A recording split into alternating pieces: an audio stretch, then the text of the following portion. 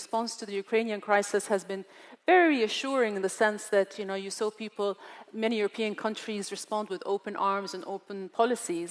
The response has been genuine and swift, as it should be, to any crisis, from any refugee from any country. But the disparity in the tone, generosity, and urgency that has been extended in welcoming the Ukrainian refugees compared to refugees from other areas of the world, like Syria or Sudan or Myanmar, is quite striking. Yeah.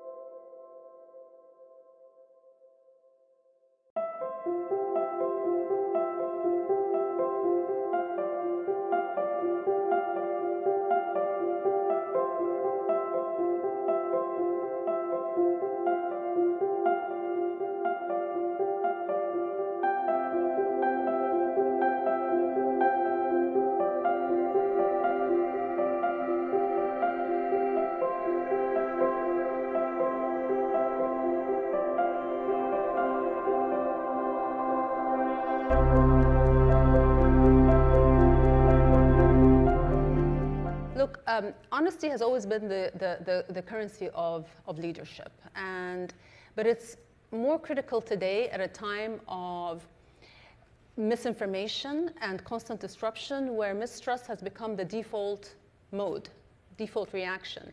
All of us every day are bombarded with a barrage of news and information, and change is happening at a dizzying pace. So in that real fog of upheaval, I think we've all become vulnerable to a media landscape that rewards outrage over honesty.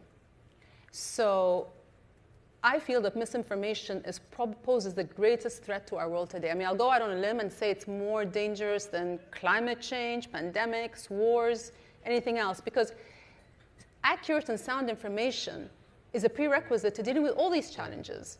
And so how can we deal with these challenges when different groups of people rely on a different and sometimes contradictory set of facts?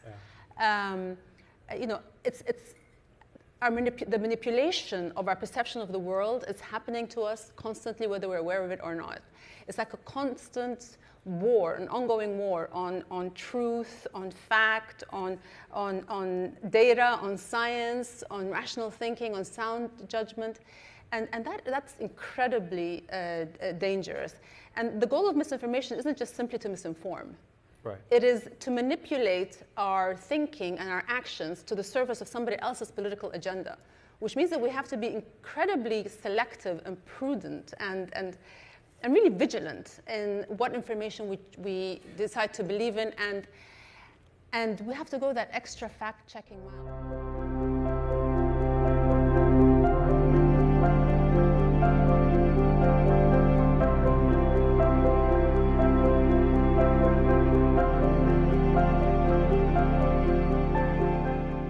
It's such a pleasure to be here at the Earthshot Prize Innovation Summit with the 77th session of the United Nations General Assembly as a backdrop. I want to thank the Prince of Wales for his leadership and vision, which he is always committed to seeing through, much like his late grandmother, Queen Elizabeth, who was a passionate advocate for combating climate change. She set the bar incredibly high with her deep sense of duty and resilience. May she rest in eternal peace. I would also like to thank Michael Bloomberg, who has done so much in the fight against climate change. And as all of us know in this fight, no one can afford to sit on the sidelines.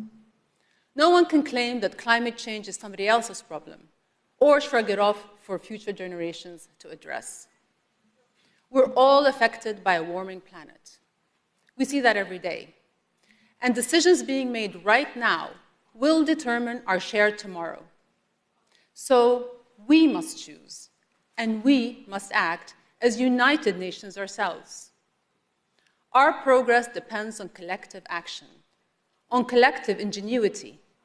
If we stick together, we can make fixing the climate the greatest project and greatest achievement of our lifetimes.